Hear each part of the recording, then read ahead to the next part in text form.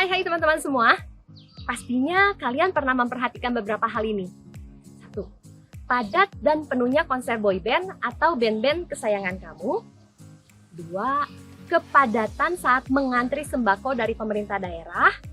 3. Banyaknya orang ketika melakukan demonstrasi. Ataupun yang keempat, kumpulan orang di jalanan ketika terjadi kecelakaan. Beberapa contoh yang saya sebutkan tadi merupakan kerumunan, teman-teman. Kerumunan merupakan kumpulan masyarakat yang terjadi di suatu tempat yang disebabkan oleh kejadian yang terjadi di ruang publik dan meningkatkan keingintahuan dari masyarakat. Kerumunan merupakan bagian dari kelompok sosial, teman-teman. Untuk materi kelompok sosial, silakan lihat di link di atas ini ya, teman-teman. Berikutnya, ciri-ciri kerumunan adalah orang-orang di dalam kerumunan tersebut tidak saling mengenal, bersifat sementara tanpa adanya kehadiran kontak batin di antara mereka, terdapat pusat perhatian yang menyebabkan orang-orang berkumpul, tidak terorganisasi, tidak memiliki sistem pembagian kerja, mudah melakukan aksi, tidak memiliki alat pengendalian sosial, dan juga setiap orang bebas keluar atau masuk dari kerumunan tersebut. Kerumunan memiliki berbagai bentuk, teman-teman, seperti kerumunan yang bersifat sementara, diantaranya 1.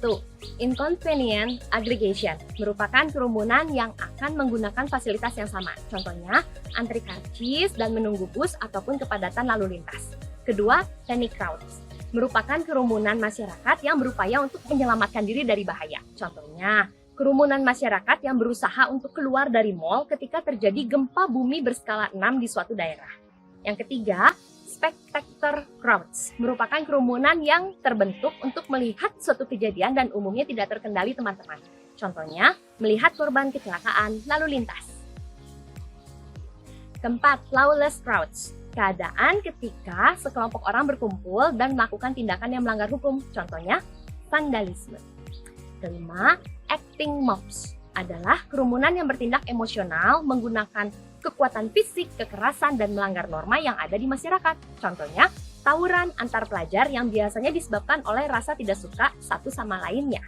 Keenam, immoral crowds adalah kerumunan yang bertentangan dengan norma dan etika yang ada di dalam masyarakat kita.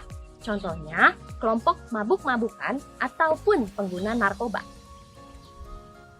Melihat banyaknya jenis kerumunan dan keberadaan mereka yang dapat berdampak negatif bagi masyarakat, maka sangatlah penting bagi kita semua untuk memahami nilai norma dan etika yang ada di dalam masyarakat kita, teman-teman. Hal ini sangat penting untuk dipahami supaya kita sebagai generasi muda bangsa Indonesia dapat berkontribusi positif di dalam membangun masyarakat kita. Berakhir sudah penjelasan saya mengenai kerumunan. Sampai ketemu lagi di video saya berikutnya, teman-teman. Bye-bye!